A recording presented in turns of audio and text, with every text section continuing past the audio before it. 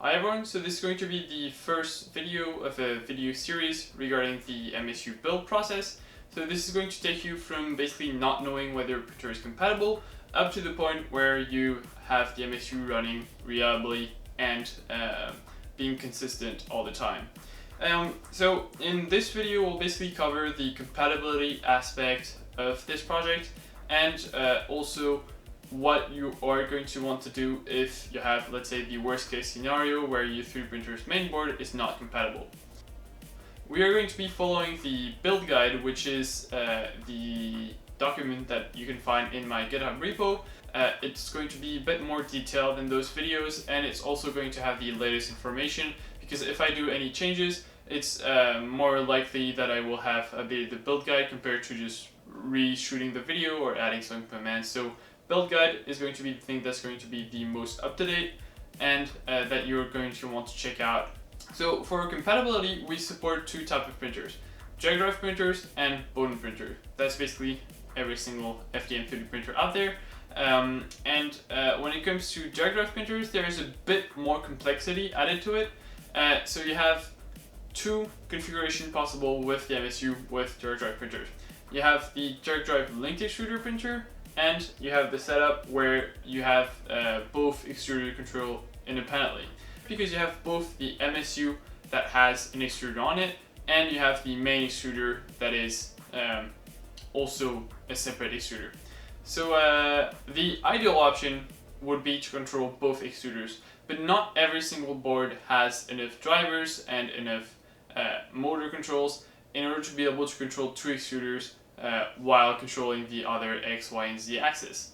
That's why there's the linked extruder setup. I'm not going to go too much in depth on it, but basically it's even if your Drive and MSU have different steps per millimeters, if we use them both at the same time with the filament engaged, in that case, since they have different steps per millimeter, they will be working one against the other, and that's nothing that we want to deal with.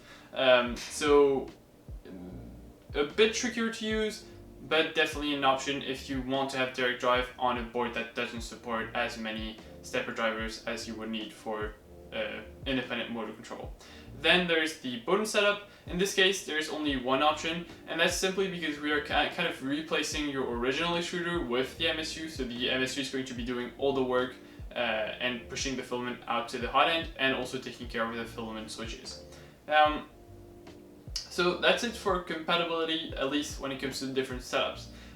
Now, as you may have noticed from what I was telling you, you need to control a certain number of motors, and there's also a servo motor that you're going to need to control in order to make the MSU work properly.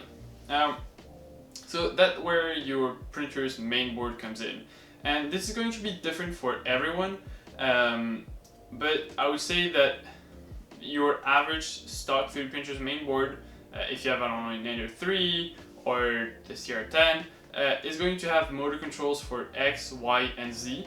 Maybe it's going to have dual Z, but even if it has dual Z, it's actually going to be a parallel or a serial motor splitter, so you're still going to be connected to the same stepper driver, and then you're going to have one extruder port. That means you have 4 controls, and that means that in this case you have kind of only one option.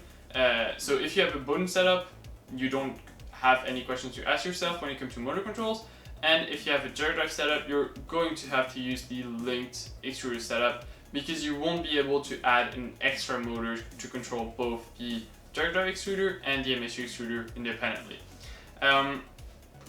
So now if you have, let's say, change your main board at some point because you wanted more silent drivers or just a better board overall, then you most likely have support for 2 extruders maybe, or even 3. In this case, this is kind of the ideal board that you definitely want to have in the best scenario.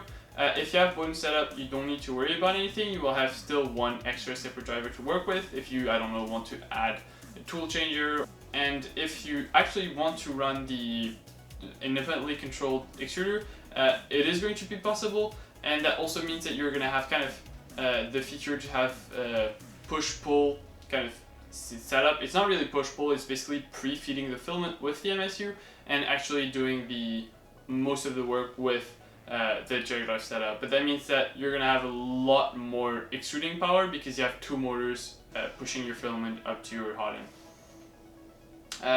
end. Yeah, on top of that, you're gonna have to control one servo motor to control the idler. The idler, which is that rotating barrel that has bearings on it that select the different filaments. This is not really hard to control. You're gonna need to have one free GPA open, and you're gonna need to have access to 5 or 12 volt power depending on what your servo is running at. Yeah, this shouldn't be too hard to find. I know that even the Ender 3 stock board has like 1 or 2 free GPA opens. So just Google free GPA open and your printer's mainboard name or your printer's name, and you should be able to find some info on that. And if you don't, there's a GitHub server, Discord server that I'm running, and honestly, if you have any question at any point during this build guide, join the Discord server. I will have it linked down below, and ask any question. There will be definitely a lot of people here that will be able to answer any questions you have, and I'm even quite active on there answering as many questions as I can. So yeah, you should theoretically be able to control a servo quite easily with most printers. And one little trick that you may find easier if you don't know whether your board is compatible or not, try to find someone that set up the BL Touch on your printer, because the BL Touch is actually a servo motor with an end stop on top of it. So if it's compatible with the BL Touch on top of your regular setup, that probably means that you can control a servo. Now, let's say that now your board is not compatible. I don't know, either you have an Ender 3, but you really want to run the BL Touch on it and the MSU on it, and you're still running the stock mainboard for some reason. In that case, you don't really have any other choice than changing the mainboard, at least without doing too many modifications.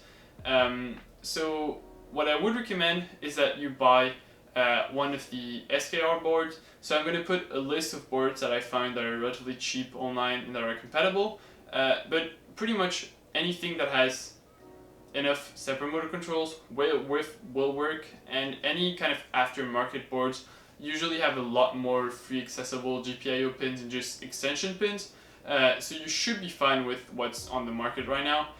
Those boards will usually run you like $50 on top of that, so it will be extra cost, but it also means that you will have a better board.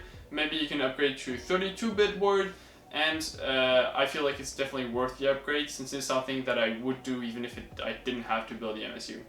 So yeah, I think that's it for this video build guide. Let me know what you thought about it. I mean, I'm still starting this small video series. I hope that they're quite short and easy to follow through. But yeah, let me know if you have anything you want to mention. If you have any questions, you can ask them either in Discord or in the comments below.